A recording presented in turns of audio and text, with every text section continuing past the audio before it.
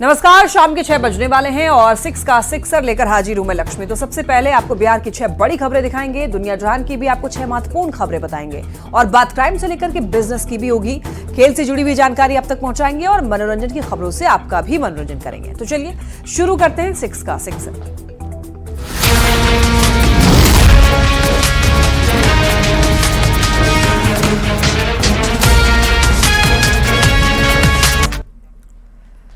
बिहार सरकार के पीएचईडी मंत्री नीरज कुमार बबलू ने धर्मांतरण के खिलाफ बयान दिया है। उनका कहना है कि देश का जो हालात है उसे देखते हुए कानून बनना चाहिए और धर्मांतरण पर रोक लगना बेहद जरूरी है।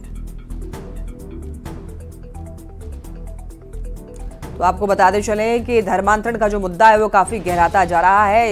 ईसाई मिशनरीज के लोग ऐसे इलाके में अपनी पैठ बढ़ाते हैं जहां पर लोग जो हैं थोड़े से कम पढ़े लिखे होते हैं। और आपको बताते चले कि धर्मांतरण के मुद्दे को लेकर के बिहार में काफी बवाल मचा हुआ है। अब एक एक नेता, मंत्री, सभी लोग इसके खिलाफ बोलने लगे हैं और अब कानून बनाने की भी मांग की जा रही है ऐसे धर्मांतरण के मुद्दे को लेकर के। पे कानून आना चाहिए ताकि इस चीज़ से रोक लग सके। और सबसे बड़ी बात है कि कानून आने से पहले हम अपने सरकार में भी चाहेंगे कि अगर जो व्यक्ति धर्मांतरण कर लेता है उसको सरकारी लाभ ना मिले, इसका तो व्यवस्था सबसे पहले होनी चाहिए। लेकिन कानून आ जाए तो ये काफ़ी बेहतर रहेगा कि धर्मांतरण करने से रोक लग जाए। नहीं तो धर्मांतरण करने से कई तरह के विवाद होते हैं। शादी ब्याह लोग कर लेते हैं दूसरे समाज में जाकर के, दूसरे धर्म में जाकर के, तो धार्मिक उन्माद फैलता है, लड़ाई झगड़ा फैलता है। तो इन तमाम चीज़ों को रोक लगाने के लिए कानून बन जाए और कानून बनाना काफ़ी आवश्यक है, हम मानते हैं। और अब जरा धर्मांतरण के खेल को समझ लेते हैं। देखिए, धर्मांतरण का खेल जो है दरअसल दूर दराज के इलाके में होता है, ऐसे इलाके में जहां पर सुविधाओं का अभाव होता है, जहां पर कम पढ़े लिखे लोग होते हैं, वहां पर धर्मांतरण होता है। ईसाई मिशनरीज के लोग ऐसे इलाके में अपना पेट बढ़ाते हैं। मिशनरीज की ओर से आर्थिक मदद की जाती है, बीमारी दूर करने का उनको झांसा दिया जाता है। गरीब लोग मिशनरीज के झांसे में फंस जाते हैं। तो ईसाई मिशनरीज के लोग जो हैं ऐसे इलाके में अपनी पैठ बढ़ाते हैं जहां पर कम पढ़े लिखे लोग होते हैं, उनको आर्थिक मदद पहले देते हैं, उसके बाद झांसे में लेते हैं। तो बिहार में धर्मांतरण के खिलाफ जो है कड़े कानून की मांग पर अब सियासत हो रही है। सत्ता पक्ष जहां धर्मांतरण रोकने के लिए कानून को सही ठहरा रहा है तो विपक्ष निशाना साध रहा है और आरोप लगा रहा है कि पहले से जो कानून है उसका तो पालन हो नहीं पा रहा है। तो ऐसे में नया कानून लाकर क्या होगा?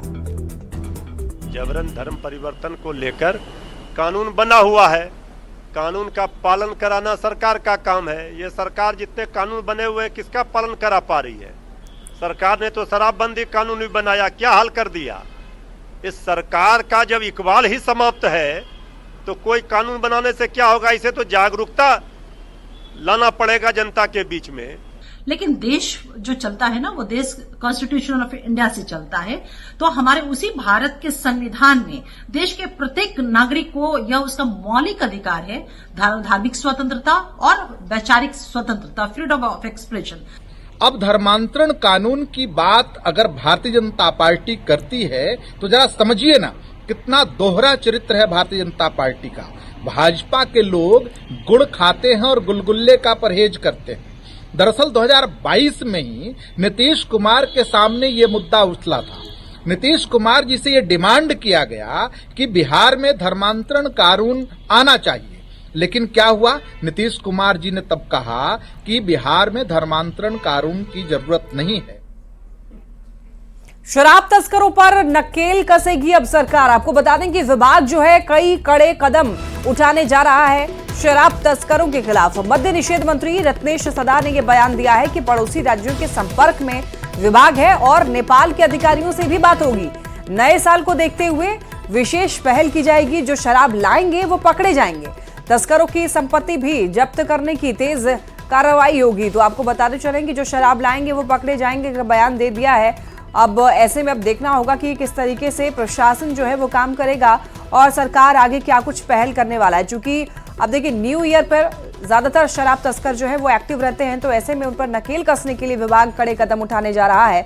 मद्य निषेध मंत्री रत्नेश सदा ने यह बयान दिया है कि पड़ोसी राज्यों के संपर्क में विभाग लगातार बना हुआ है और नेपाल के अधिकारियों से भी बात होगी।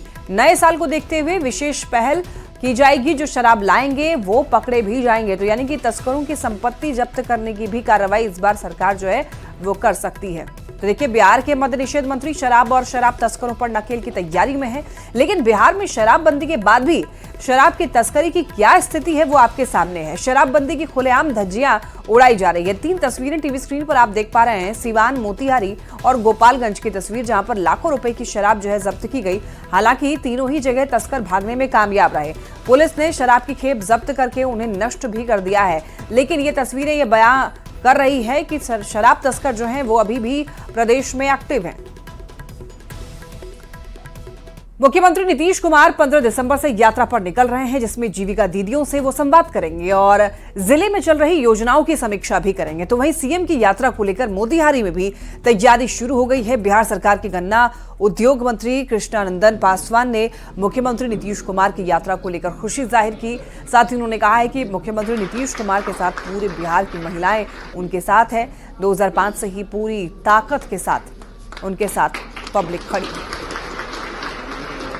सफल होगा और जतरा एक तरह तो समस्याएं जो कुछ छूट गई है उसको सरकार नोट करेगी और 6 माह के अंदर में वो समस्या या विकास वो धरातल पर आ जाएगा। उससे जबरदस्त जनता को लाभ होगा और जनता काफी बेचैनी से प्रतीक्षा कर रही है कि हमारे राजा कब आएंगे, मुख्यमंत्री जी कब आएंगे। लखीसराय में जेडीयू के कार्यकर्ता सम्मेलन का आयोजन किया गया। कार्यक्रम में केंद्रीय मंत्री ललन सिंह, मंत्री शीला मंडल सहित कई विधायक और पार्टी कार्यकर्ता में शामिल हुए और केंद्रीय मंत्री ललन सिंह ने सभा को संबोधित करते हुए लालू राबड़ी सरकार पर जमकर निशाना साधा और कहा कि पहले कोई कानून व्यवस्था नहीं थी, आतंकियों का राज था। नीतीश कुमार ने बिहार को भयमुक्त बिहार बनाते हुए बिहार में कानून राज स्थापित किया। आज बिहार का बजट 2,72,000 करोड़, 2,72,000 करोड़ रुपया बिहार का बजट है सालाना।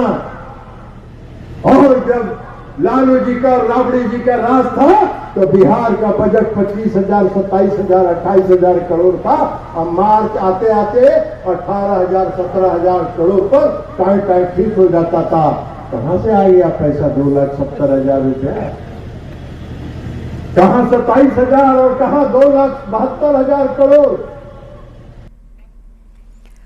खगड़िया में बिहार स्टेट डेंटल कॉन्फ्रेंस के आखिरी दिन डिप्टी सीएम सम्राट चौधरी पहुंचे। उन्होंने इंडियन डेंटिस्ट एसोसिएशन के सचिव कुमार देवव्रत सहित कई डेंटिस्ट के साथ में उनको सम्मानित किया है और सीएम से लेकर के केंद्रीय स्वास्थ्य मंत्री जेपी नड्डा से जिले में मेडिकल कॉलेज की स्थापना मिलने का आश्वासन मिलने की भी बात कही।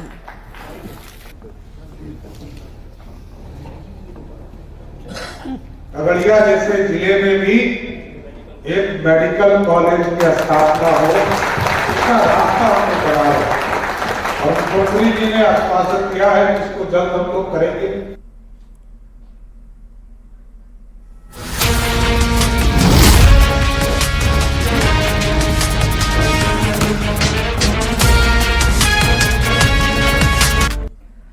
अब बात लॉ एंड ऑर्डर की कर लेते हैं। देखिए, खबर जो है पटना से मिल रही है। पटना पुलिस ने बड़ी कार्रवाई की। तेलंगाना के 6 साइबर अपराधी गिरफ्तार हुए हैं। 32 मोबाइल, 3 इंटरनेट के राउटर समेत कई चीजें और भी बरामद हुई हैं। फाइनेंस कंपनी के नाम पर ठगी का आरोप लगा है। ठगी गैंग का सरगना फरार हुआ। रामकृष्ण नगर इलाके में कार्रवाई हुई है, जहां पर 32 मोबाइल समेत कई चीजें और भी बरामद की गई हैं। बता दें आपको, वाईफाई के राउटर भी बरामद हुए हैं। तो पटना पुलिस ने बड़ी कार्रवाई की है। तेलंगाना के 6 साइबर अपराधी गिरफ्तार किए जा चुके हैं। ठगी गैंग का सरगना फरार हो चुका है। रामकृष्ण नगर इलाके में ये कार्रवाई की गई है। और देखिए, पटना में डिजिटल अरेस्ट के मामले जो है लगातार सामने आ रहे हैं। पटना यूनिवर्सिटी की रिटायर्ड महिला प्रोफेसर से डिजिटल अरेस्ट करके 3 करोड़ की ठगी का मामला शांत भी नहीं हुआ था कि एक बार फिर से 62 साल के बुजुर्ग से साइबर फ्रॉड ने डिजिटल अरेस्ट करके 43 लाख रुपए ठग लिए हैं। इस बार फोन करने वाले साइबर ठगों ने ट्राई यानी कि टेलीकॉम रेगुलेटरी अथॉरिटी का हवाला दिया था और मामले को लेकर साइबर थाने में केस भी दर्ज कर लिया गया है और पुलिस अनुसंधान में जुट गई थी। पति ने खिचड़ी में गोभी नहीं मिलाया तो नाराज पति ने पहले पत्नी के साथ मारपीट की और फिर फंदे से लटककर खुदकुशी कर ली। और देखिए, हैरान करने वाला ये मामला जो है समस्तीपुर नगर थाना क्षेत्र के प्रोफेसर कॉलोनी की है। बिजली विभाग का एक कर्मचारी सुधांशु शेखर घर लौटा था। पत्नी ने खाने में खिचड़ी बनाई थी और खाने में थाली में खिचड़ी में गोभी नहीं दिखने पर पति जो है वो भड़क उठा और थाली भी फेंक दिया। वाद विवाद से बात जो है वो मारपीट तक पहुंच गई। पति ने पत्नी को पीटा भी और इसके बाद खुद फंदे से लटक कर आत्महत्या कर ली। हालांकि ये जो मामला है पुलिस के संज्ञान में है। पुलिस पूरे मामले की जांच पड़ताल कर रही है। वो ऑफिस से आए, हम सोए हुए थे। उसके बाद मेड आई तो हमको उठाई, उठे। उसके बाद फिर हम बोले खाना दे, तो बोले तो खाना दिए। उसके बाद खिचड़ी बनाए थे तो बोले वो भी नहीं डाली, हम बोले जल्दी जल्दी नहीं डाल पाए। उसके बाद हमको बुलाए तो नहीं सुन पाए। किचन में बर्तन धो रही थी, टीवी का साउंड भी बहुत तेज था। वो वक्त सुने तो हम आए तो बोले क्यों बुला रहे हैं, तो खिचड़ी में काहे नहीं दी, बोले नहीं दी तो खा लीजिए। बोले नहीं खाएंगे, फेंक दिए खिचड़ी। उसके बाद फिर थोड़ा सा बात झूठे किए। उसके बाद हम कुछ नहीं बोले। उसके बाद हम चल गए कपड़ा ला लेते इधर। कपड़ा लेके आते हैं 10-15 मिनट में, तो देखते हैं फांसी लगाए। जो अपने बिजली विभाग में जो सुधांशु शेखर जो थे, उनके यहाँ कुछ प्रॉब्लम आ गया, जाके देखो क्या हुआ। हम तुरंत घर से निकले हैं और हम जाकर देखे तो सुधांशु जी जो है बिजली विभाग में जो काम करते थे, वो फांसी लगा के लटके हुए थे।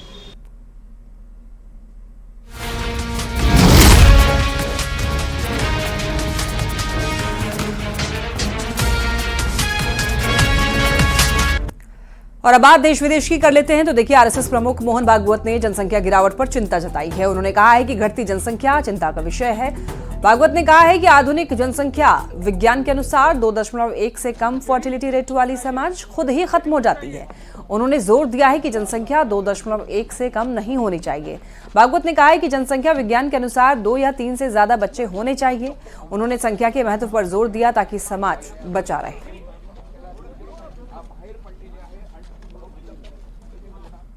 संख्येचा उल्लेख झाला, जनसंख्या कमी होते फार चिंता आहे।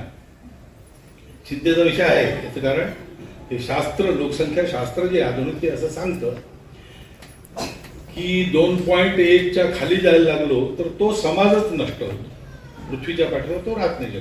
कोणी त्याला मारेल असं नाही, तो काही नसलं संकट तरी तो समाज नष्ट होतो, पुढे चालत नाही। अनेक भाषा अशा नष्ट झाल्या, अनेक समाज असे नष्ट झाले। 2.1च्या खाली येतं कामा आपल्या देशाची जनसंख्या नीती 1998 वगैरे मध्ये ठरली का 2002 मध्ये ठरली, साल माहिती आहे मला, पण त्याच्यातही असं सांगतात की 2.1च्या खाली नको। 2.1 म्हणजे 0.1 तर माणूस जन्मत नाही ना कधी, 2 पेक्षा जास्ती पाहिजे, म्हणजे 3 पाहिजे कमीत कमी, असं शास्त्र सांगतं। पण ही संख्या ही याकरता महत्वाची आहे। और बात अब संभल की शाही जामा मस्जिद की कर लेते हैं। देखिए, संभल में 24 नवंबर को हुई हिंसा की न्यायिक जांच जारी है। हाईकोर्ट के रिटायर्ड जज के नेतृत्व में 3 सदस्यों की न्यायिक आयोग ने हिंसा वाली जगह का निरीक्षण किया। इसके बाद न्यायिक आयोग के सदस्य शाही जामा मस्जिद पहुंचे, जहां से 24 नवंबर को बवाल की शुरुआत हुई थी। इस दौरान संभल की डीएम, एसपी और मुरादाबाद मंडल के कमिश्नर भी मौजूद हैं।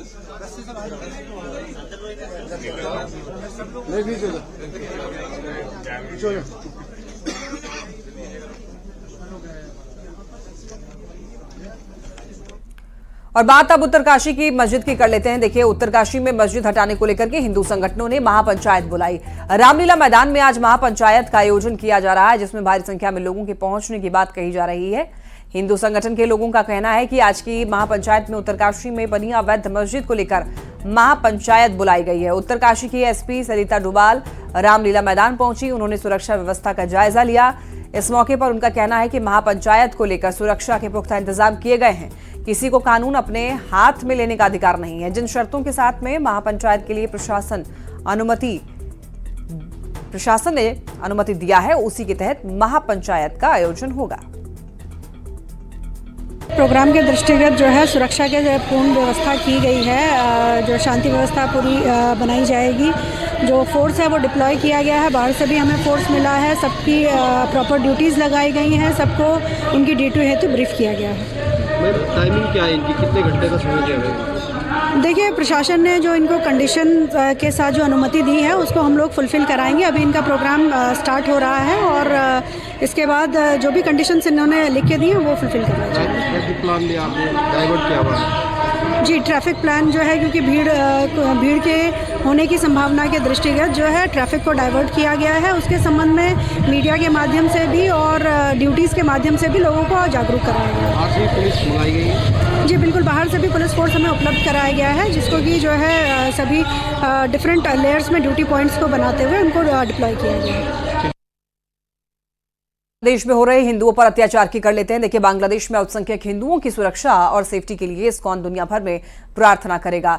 150 से भी अधिक देशों में इस्कॉन के श्रद्धालु पूजा अर्चना करेंगे। ढाका में इस्कॉन मंदिर के चिन्मय कृष्णदास को ढाका पुलिस ने गिरफ्तार किया है और इसके विरोध में पूरी दुनिया के हिंदुओं में आक्रोश है। जब से बांग्लादेश में तख्ता पलट हुआ है तभी से बांग्लादेश में हिंदू निशाने पर हैं और लगातार हिंदू धर्म गुरुओं और धार्मिक स्थलों को निशाना बनाया जा रहा है।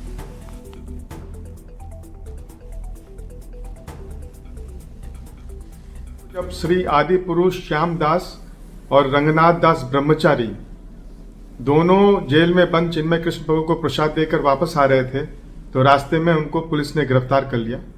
और इस्कॉन का एक सेंटर है वैरव में, वहां पर दंगाइयों ने घुसकर पूरे मंदिर को तहस नहस कर दिया है। तो इस तरह की खबर हम देख रहे हैं कि रुकने का नाम नहीं ले रहा है। जितने भी सेंटर्स हैं वहां पर इस्कॉन के करोड़ों भक्त अपने पास के जो भी मंदिर है वहां पर जाकर रविवार 1 दिसंबर को बांग्लादेश के माइनॉरिटीज के लिए भगवान से प्रार्थना करेंगे। बांग्लादेश से जुड़ी एक बड़ी खबर, बांग्लादेश में हिंदू संतों की फिर गिरफ्तारी। देखिए, इस्कॉन से जुड़े हुए 4 और संत गिरफ्तार हुए हैं। इस्कॉन के उपाध्यक्ष राधा रमन दास ने इस बारे में जानकारी दी है। तो लगातार हिंदू संतों की गिरफ्तारी जो है बांग्लादेश में की जा रही है। ऐसे में बता दें आपको, बांग्लादेश में हिंदू जो हैं वो निशाने पर लगातार हैं। इस्कॉन से जुड़े 4 और संत गिरफ्तार हो चुके हैं। इस्कॉन के उपाध्यक्ष राधा रमन दास ने इस बारे में जानकारी दी है। और इससे पहले आपको बता दें, चिन्मय दास की गिरफ्तारी से ही काफी ज्यादा बवाल मचा हुआ है, न केवल बांग्लादेश में बल्कि पूरे हर जगह बता दें आपको हिंदुओं में काफी ज्यादा आक्रोश देखा जा रहा है। इधर देखिए, बांग्लादेश में हिंदुओं पर हमले को लेकर केंद्रीय कपड़ा मंत्री गिरिराज सिंह ने राहुल गांधी पर निशाना साधा है। गुवाहाटी में केंद्रीय कपड़ा मंत्री गिरिराज सिंह ने कहा है कि राहुल गांधी आज बांग्लादेश में हिंदुओं पर हो रहे हमले पर चुप्पी साधे हुए हैं, लेकिन संभल में वो पॉलिटिकल टूर करने जाने वाले हैं, जो कि बेहद ही दुर्भाग्यपूर्ण है। कांग्रेस को मुसलमानों में अपना वोट बैंक दिखता है। आज राहुल गांधी की जुबान बांग्लादेश के हिंदुओं पर नहीं, अब वो 2 तारीख को कहां जाएंगे? संभल जाएंगे पॉलिटिकल टूरिज्म करने। भारत सरकार कड़े शब्दों में बांग्लादेश को चेतावनी दी है और वहां के हिंदुओं से अपील करता हूं, एकजुट रहो और भारत के हिंदू उनके पक्ष में खड़े। इंदौर में बाबा बागेश्वर पंडित धीरेन्द्र शास्त्री का बड़ा बयान सामने आया। उन्होंने कहा कि हर हाल में हिंदू एक होगा। 100 करोड़ हिंदुओं में 1 करोड़ कट्टर हिंदू चाहिए। हिंदू संस्कृति और विरासत को बचाएं। दोबारा हिंदुत्व की स्थापना होनी चाहिए। एआई के बाद एचआई की भारत में जरूरत है, यानी कि हिंदू इंटेलिजेंट की भारत में जरूरत है और हिंदुत्व की स्थापना, उनकी यात्रा जारी रहेगी।